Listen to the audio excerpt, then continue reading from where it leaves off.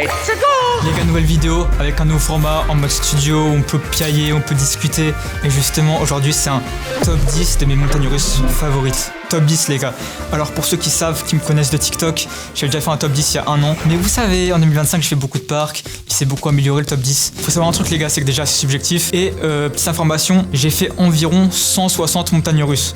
Du coup, on va pas se mentir, le top 10 ça sera que des bangers. Donc n'hésitez pas à me dire en commentaire si mon top il est claqué. Vous pourrez me dire ouais Raftor, ton top il est claqué.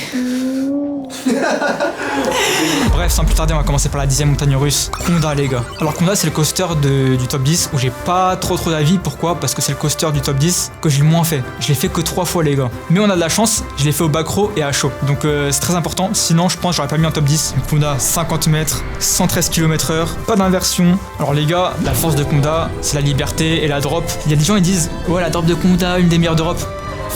Fermez-la les gars, faut arrêter de maxer, j'ai fait tellement de drops meilleures que celle de Konda, mais ça reste quand même une excellente drop, surtout au bac, j'ai vraiment kiffé. Et moi ce que j'aime dans le coaster c'est que c'est très aérien, et ce que je recherche dans une montagne russe les gars, c'est la liberté. Et Konda c'est parfait, on fly, on vole, c'est fluide, c'est ce que je recherche. Après le premier camelback, il y a un uninverted Cobra Roll. Uninversed Cobra Roll, je crois que ça se dit comme ça. Donc ça c'est un élément sympa, c'est que sur Konda que j'ai fait ça. On est bien en hauteur et tout, c'est cool. À la fin il y a des camelbacks, c'est pas ce qui m'intéresse. Dans tous les cas Konda c'est une bonne machine, il y a une bonne drop, c'est fluide, c'est agréable, on kiffe. Et du coup on commence tranquillement avec le top 10, c'est comme ça. Maintenant en top 9 les gars, ça va choquer des gens. Taron, on le dit comme on veut. Le coaster phare de Fantasyland. Les gars, c'est un coaster de base. Je voulais même pas qu'il rentre dans le top 10. C'est un coaster que je trouve mou à froid. Il met du temps à chauffer. Même niveau layout, c'est pas ce qu'il y a de plus extravagant. Mais il y a un an, avec mes potes, j'ai fait un ride à chaud la nuit. Et les gars, c'était tellement le feu que j'étais obligé de le mettre aussi haut. Alors je dis aussi haut, c'est un top 9, hein, c'est pas top 5, etc. Mais quand même, c'est un coaster de base, je le trouve assez mollasson. Et là, grâce à ce ride de nuit, les gars, allez à Fantasyland en hiver, faites un ride de nuit à chaud, c'est exceptionnel. Et du coup, Taron, c'est quand même des launches impressionnants quand tu connais pas. Surtout le deuxième launch, les gars, ça envoie. Hein. Mais après, bon, y a pas d'inversion. Les airtime, ça reste des petits airtime, ça t'éjecte pas forcément. Heureusement qu'il y a de la théma. Sans théma, les gars, je sais même pas si ça rentre top 20, je vous le dis. Et aussi, ça reste une montagne russe qui commence à dater. Il y a aucune vibration, ça c'est un peu que applaudir les gars. Fantasyland, ce parc c'est tellement incroyable les gars. Allez à Fantasyland les gars. Maintenant les gars, top 8, Hyperion et pas Tyrion Lannister. Rien à voir.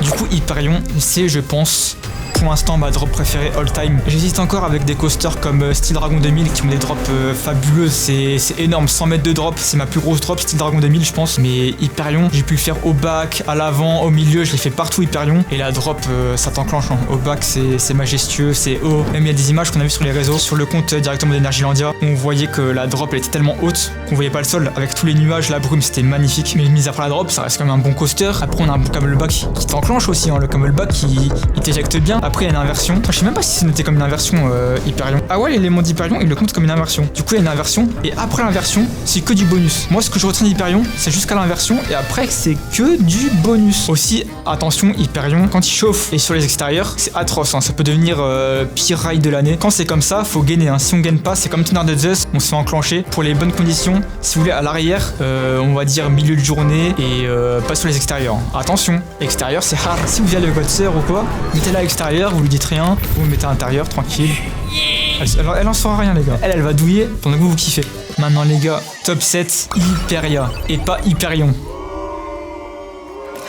Du coup, le meilleur coaster du Royaume-Uni, sans hésiter. Il est récent ce coaster et il commence déjà à vibrer. Vraiment, il vibre dans les creux, c'est assez dommage. Mais c'est majestueux, c'est un condensé de puissance et de liberté. C'est ce que je recherche, moi, de la liberté. Malheureusement, c'est court, je le sais, c'est court, c'est un coaster très court. Mais pour la drop, en vrai, tout à l'heure, j'ai dit Hyperion, c'est ma drop préférée. Il y a Hyperia aussi. Hein. Hyperia, la drop, elle est hard. Parce que c'est une drop, elle est twistée, elle est vraiment vers l'intérieur. C'est tellement hard. Après la suite, soit dans les creux, ça t'enclenche, soit quand c'est aérien, on profite, on fly. Et c'est ça que j'aime dans les coasters, c'est la liberté les gars. C'est pour ça que je fais des coasters, c'est pour être dans les airs et me faire malmener par la machine. C'est comme ça. Hyperia, il le fait très bien. Il y a du 0G. Il y a une inversion. Les gars, cette inversion, quand je l'ai faite, je ne comprenais pas. Mais elle passe tellement bien. Et c'est le seul coaster que j'ai fait avec cette inversion. Je sais même pas s'il y a une autre montagne russe qui existe avec cette inversion. Les gars, en tout cas les constructeurs, écoutez-moi et faites d'autres coasters avec cette inversion. C'est super important. Et ouais, sinon c'est très très court malheureusement. Mais bon, on retient le positif. Top 7, super. Top 6, Hakuge Anagashima Spaland. Alors là, c'est le premier RMC du top. Vous verrez, il y en a d'autres. Pour ceux qui savent pas ce que c'est RMC, c'est Rocky Mountain Construction. C'est un constructeur qui fait que des bonnes machines. D'ailleurs, si on regarde dans le top 3 montagnes russes monde, RMC, ils ont fait les 3 meilleures montagnes russes du monde. C'est pour ça que là, on est sur un gros bolide. Du coup, Hakuge, on va commencer par les défauts. Et pour moi, il a un seul défaut. Allez, il en a deux. Du coup, premier défaut, ça vibre. Alors, ça vibre pas énormément, mais ça vibre. Et pour du RMC, c'est très rare. RMC, c'est réputé pour faire des coasters super fluides et tout. Et là, c'est vraiment dommage parce que ça nique tout. C'est un caddie un peu, non, ouais. Non, c'est pas un caddie, ça va. C'est pas un caddie. Les gars, dédicace à tous ceux qui vendent des marrons sur les caddies. Un jour, je dirais manger vos maïs. Non, franchement, c'est pas un caddie, mais ça se ressent et ça peut faire chier au fur et à mesure. Si on enchaîne trop, ça commence à casser les couilles, franchement. Et si ça vibrait pas, je pense qu'il grimperait des places au niveau du top 10. Et sinon, excellent coaster, la drop majestueuse. Moi, les drops RMC, c'est pas des drops qui m'enclenchent. Je préfère les drops Intamin ou les drops des Morgan, là, les anciens coasters à l'ancienne. Je trouve ça enclenche beaucoup plus, mais c'est comme des excellents drops, bien à la verticale, les éléments incroyables. RMC, les gars, c'est éjector, inversion de fou, éjector, inversion de fou. Là, c'est parfait, il y a du 0G, il y a du twist, il y a de l'éjector. Il y a un autre défaut que j'ai relevé, c'est très très mineur, c'est les latéraux. Franchement, les latéraux, c'est la spécificité d'RMC. Et là, ça m'avait un peu cassé les couilles, je vais pas mentir. Mais je chipote.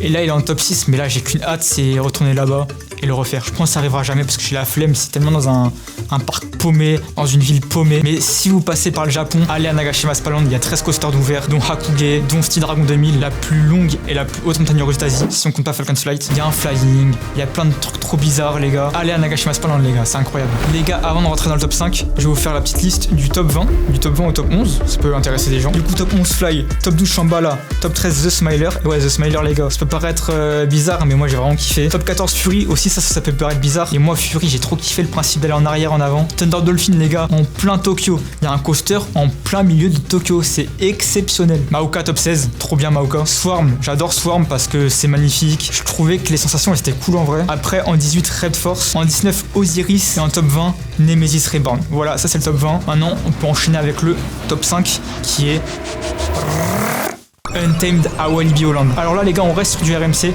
comme le top 6. Alors en termes de layout, moi je suis plus familier avec du Hakuge parce que c'est plus haut, je préfère la liberté. Et Untamed, c'est un coaster beaucoup plus punchy. C'est que des airtime, des inversions assez sinueuses. La première inversion d'ailleurs, je sais pas comment elle s'appelle, je mettrai peut-être au montage si j'ai pas la flemme. Mais elle est tellement hard l'inversion, elle est hard les gars, elle est hard. Et ça t'enclenche tout du long, c'est des airtime, des éjectors. Ce que fait moins des coasters comme Hakuge, un coaster qu'on verrait après dans le top. Et pourquoi il est devant du coup? Parce qu'il est fluide.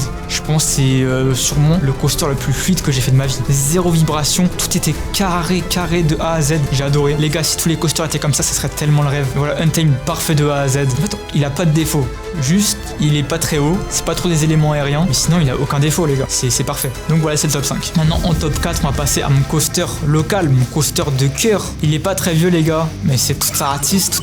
Les gars, tout artiste. On se rend pas compte de la chance qu'on a de l'avoir à côté. Et je pense que s'il était plus loin, il y a un monde, il prendrait des échelons dans le top. Juste, on est peut-être trop habitué. Mais tout à c'est le layout parfait pour moi. Il y a du launch, les inversions, elles sont incroyables, je trouve. Surtout la première, on la sous-estime, mais elle est vraiment cool. On a full airtime, record en Europe ou dans le monde, j'ai pas trop compris. Après, je pense, ça c'est un peu bullshit, les airtime, parce que, ok, il y a beaucoup d'airtime, mais niveau temps d'airtime, je pense qu'il y a mieux en termes de coaster. Ouais, genre sur un airtime, il y aura peut-être beaucoup, mais il y en a pas un qui... Ouais, ils sont pas très longs quoi. T'as tout dit gros, t'as tout dit. Après, il y a encore un launch avec un retour arrière, donc c'est du plus. Satis, il enchaîne les éléments différents et c'est trop bien. Après, il y a la flèche aussi. La flèche, c'est mon élément préféré. Liberté, une vue sur tout le parc. On est comme ça, on fly. La liberté dans les coasters, c'est ce que je recherche. Quand t'es comme ça dans le bolide, tu te fais malmener, t'es libre. Et c'est pour ça, les gars, que les harnais, ça pue sa grand-mère. Fuck les harnais, les gars. Fuck Vekoma. Vous êtes trop fort, mais vos harnais de merde. Ça me casse les couilles, les harnais Vekoma de merde là. Vos trucs de con. Qui aime ça? Qui aime? Bref, pour revenir à Toutatis, la drop, c'est pas foufou parce qu'on est trimé en haut. Mais après, il y a deux inversions vraiment cool. Il y a de l'airtime, il y a de l'éjector. Petit défaut Toutatis, il commence à vibrer. Attention. Et aussi un autre défaut, les bunny-up à la fin, je trouve ça trop violent pour rien. Les deux bunny-up de merde là. Ah ouais. Tu vois ce que je veux dire? C'est trop violent pour rien. Et après, ça freine trop fort, je crois, après. Ah, mais ça, c'est normal, c'est des freins magnétiques. Maintenant, les gars, on va rentrer dans le top 3 avec un coaster que beaucoup de gens mettent en top 1 et je comprends totalement les gars. Zadra à énergie indien. Alors ce coaster, il est parfait aussi, c'est fluide, un peu comme Untamed hein. Moi Untamed, j'ai un souvenir qu'il est super fluide mais ça se trouve Zadra il est pareil. Mais là c'est mieux qu'Untamed parce que c'est plus haut. En fait il y a beaucoup de gens qui vont préférer Untamed à Zadra parce qu'ils préfèrent que c'est plus punchy, moins aérien. Moi je préfère le aérien les gars, vous le savez. Le stall de Zadra, il est inégalé, liberté max. Après on se fait éjecter, donc ça reste punchy hein. Ça reste du RMC dans tous les cas. RMC, peu importe la hauteur, les coasters c'est punchy. On enchaîne les inversions, les airtime. La drop c'est du Hakuge hein. En fait, Zadra et Hakuge c'est un peu la même chose, sauf que Hakuge il est encore plus aérien que Zadra et Hakuge il vibre. Mais ça se trouve, si Hakuge il était moins vibrant, peut-être qu'il serait à la même place les gars. En plus ce coaster il tourne sous la neige et niveau stats c'est pas rien les gars. 63 mètres, 121 km/h, 3 inversions. Ouais c'est pas beaucoup d'inversions je trouve pour un RMC. C'est des bonnes inversions, donc on prend. Maintenant les gars on va passer en top 2. Et ce coaster les gars j'y pense tous les jours.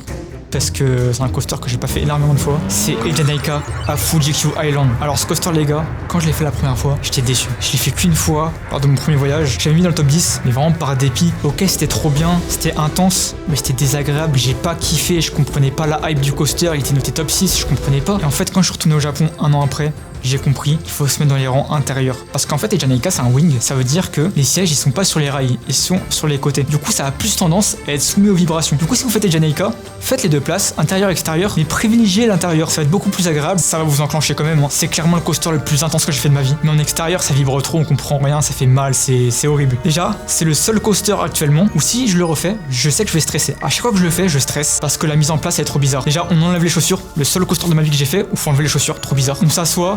La ceinture elle est trop bizarre. On se fait enfermer comme ça, trop chelou. Le dispatch, on part en arrière, normal. Dispatch en arrière, on nous met sur le dos, à l'envers, les jambes en l'air. Le lift, on le fait à l'envers, du coup, on voit pas quand il y a la drop. Et la drop, les gars, c'est je pense mon élément préféré, tout coaster confondu. Tout à l'heure je parlais de mes drops préférés avec Hyperion, Hyperia.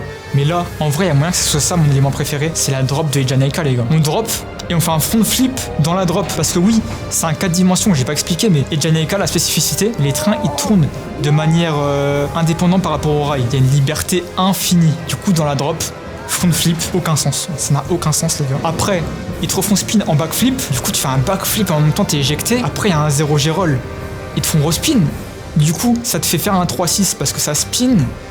Tu tournes comme ça. Et en fait, ça te fait un 3-6. Aucun sens les gars, je pourrais même pas l'expliquer, faut le faire. Les gars, allez au Japon juste pour Ejanaka. C'est un coaster, je pense, qui va pas durer parce que y a beaucoup de problèmes de maintenance. Et même cette montagne russe, elle commence à être vraiment vieille. Donc faut y aller maintenant les gars. Après, pareil, ça continue. Dernière inversion. Et c'est fini. D'ailleurs, la zone de frein, les gars, elle fait vraiment mal. Hein. On se fait éjecter comme ça, je comprends pas trop ce qui se passe. Malheureusement, le coaster est trop court et il peut être trop intense pour certaines personnes. Mais sinon, ce coaster, j'en rêve encore. Là, je l'ai mis en top 2.